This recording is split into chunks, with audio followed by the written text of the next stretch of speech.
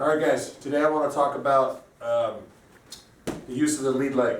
Okay, now in our fighting stances, nothing is closer to my opponent, whether he's southpaw, you say switch stances, regardless, nothing is closer for me to hit him than my lead leg. Okay, go back. There's a lot of variations of how you can use the lead leg. Okay, what I prefer, I like to keep it low risk, high reward. When I'm in here, I'm looking, kick to the calf or kick the inside of the leg. Okay, because this disrupts his rhythm. He can't move. If I start hitting here and hitting it like that, he has to respect it. He has to react to it. There's not as much power as there is on a rear leg kick because it's covering less distance. But those you see coming, this one I can come up and kind of flick it. Okay. And this is one option. With the inside leg kick like this, there's two ways you can do it. You can step off at an angle, which puts it in the back. But you step off, boom. Okay? And you're punching in front of that hides it. This is very powerful because I'm putting it in the back. Okay? But sometimes guys can catch on to that and they can slide out or they can turn in and check it. Another way you can do the same kick is I kind of step in. Okay, and I use that one quite a bit. I keep my hands up, I step in, boom. Okay. Lead leg attacks. I think they're underutilized in Muay Thai and kickboxing. Karate, Taekwondo, you see them a lot because they're light on their feet and they lead with their lead leg a lot. You don't see a lot of power kicks as much. So I find it that it sets up my hands really well. Okay, I like to punch and I like to kick. So if I come in here and I snap it, boom, leaves it open to follow up with punches. Okay. Another option you have is another option that is underutilized is the side kick. I bring my leg up pretty much the same way as I'm kicking here. I'm going to come up, okay, I'm extending it and hitting it there.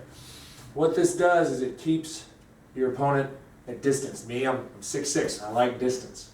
I don't want to be in here. He does. I don't want to be in there. I like to keep my distance, hit you when I want, and move out of the way. Lead leg attacks allow us to do that. These are pretty much the only ones I use. Occasionally I'll use a rear leg or lead leg push kick, but I tend to use the rear leg more than the push kick. But that's another option too. But the key is just getting your chamber up, because from here he has no idea what I'm throwing. I can throw a push kick, a side kick, or a round kick.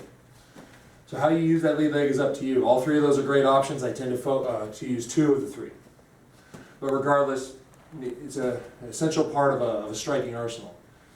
Because I can follow either one of these up with more kicks or with hands, however I want.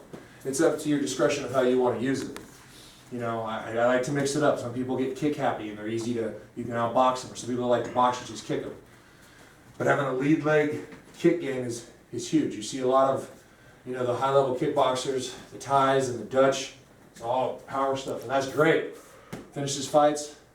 But you have to set those up, and they're with a skilled opponent, you're going to see those coming. So me, I like to be in here when I'm moving around or moving around a little bit. I'm here, and I'll follow up. You know, if I throw those lead leg attacks and he checks them and he defends them, then I might back up and initiate a punch attack to open up those legs. But what this tends to do for me is disrupt his rhythm, disrupt his balance, and he's going to be in an odd spot, and I can start following up with punches. Or, if he's keeping his hands up, I can follow up with this. Having lead leg kick attacks is an essential part of the Namath striking arsenal, in my opinion. It's worked well for me for almost 2 decades now. So I recommend practicing them and working them into your game.